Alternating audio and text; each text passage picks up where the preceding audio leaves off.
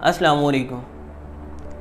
मैं हूं हकीम मोहम्मद साजिद फ़ारूकी। आज की इस वीडियो में एक बहुत ही अहम मौजू पर आपके सामने कुछ चीज़ें रखना चाहूँगा जिन्हें समझने के साथ इंशाल्लाह आप बहुत फ़ायदा पाएंगे। बाज़ अफराद किसी भी चीज़ का फ़ौरी असर लेते हैं, ज़रा सी बात पर बहुत ज़्यादा फ़िक्रमंद और परेशान हो जाते हैं। ऐसा अमूमन उन लोगों के साथ होता है जिनकी बचपन में तरबियत बहुत ही फ़िक्रमंदी, परेशानी और तशवीश ज़दा माहौल में हुई होती है। अब ये तो वाज़ेह सी बात है कि जब बेजा फ़िक्रमंदी जहन पर मुसल्लत रहेगी तो इससे इंसान आसाबी तनाव का, आसाबी खिंचाव का शिकार हो जाता है, जिससे बहुत से जिस्मानी और नफ्सियाती मसाइल बनते हैं। और इस आसाबी तनाव, आसाबी खिंचाव के मादी असबाब ना होने के बराबर जब हम गौर करते हैं तो हमें पता चलता है कि इसके पीछे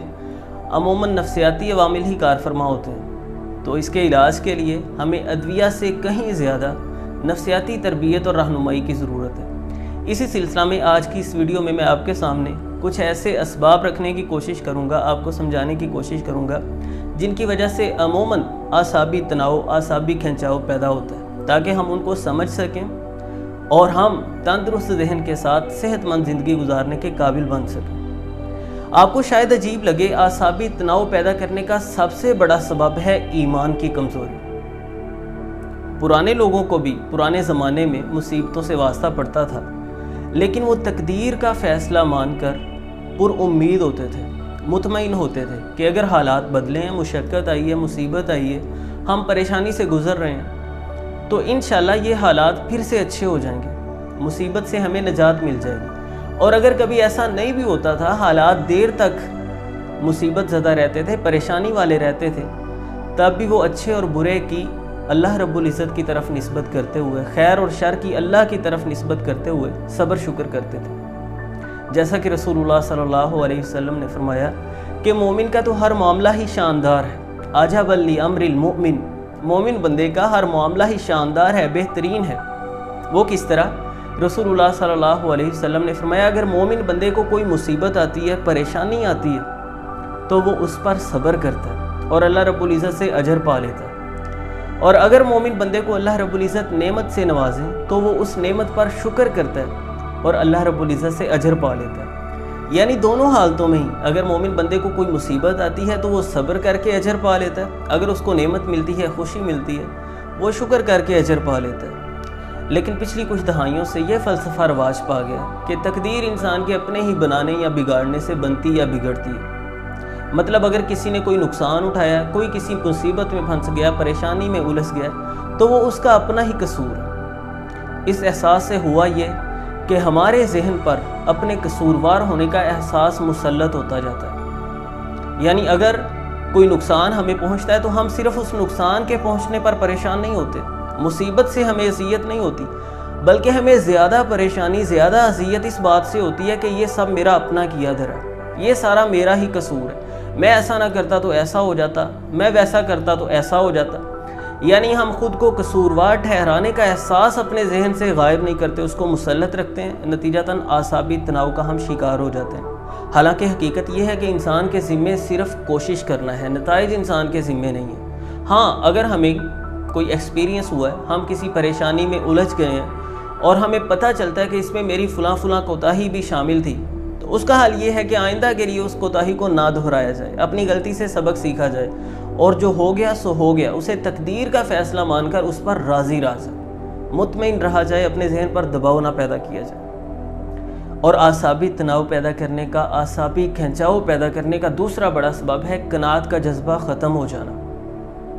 कनात नाम है जो है उस पर राज़ी रहने का। इंसान के पास जो नेमतें मुयस्सर है, इंसान उन पर राज़ी रहे, खुश रहे, इस चीज़ का नाम है कनात।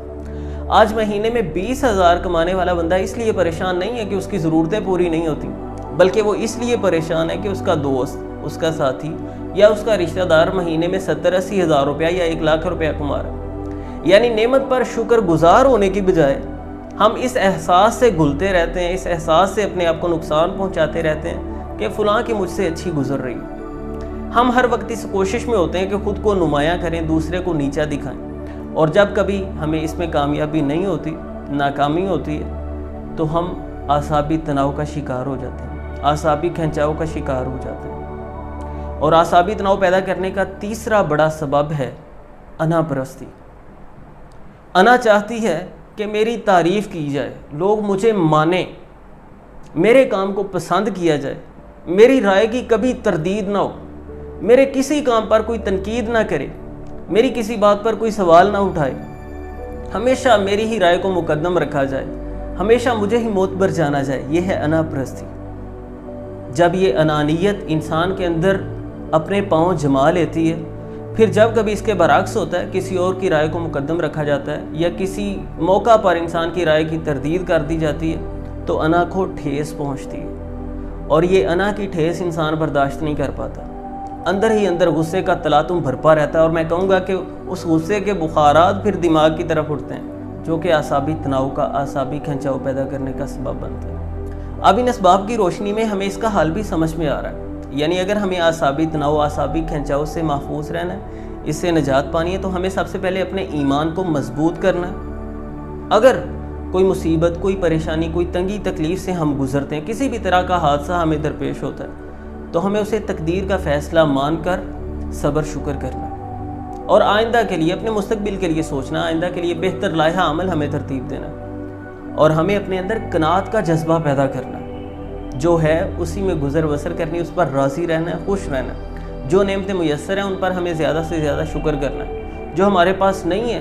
ان کے لیے ہم کوشش کر سکتے ہیں، اور کوشش کرتے رہنے کا اللہ رب العزت بھی درس دیتے ہیں، وَأَلَّيْسَ لِلْإِنسَانِ إِلَّا مَا سَعَى۔ انسان کے لیے وہی ہے جس کے لیے انسان کوشش کرتا ہے۔ ہمیں سب سے پہلے تو اپنی عاقبت کے لیے، اپنی اخروی زندگی کے لیے کوشش کرنی ہے، اسے بہتر بنانے کے لیے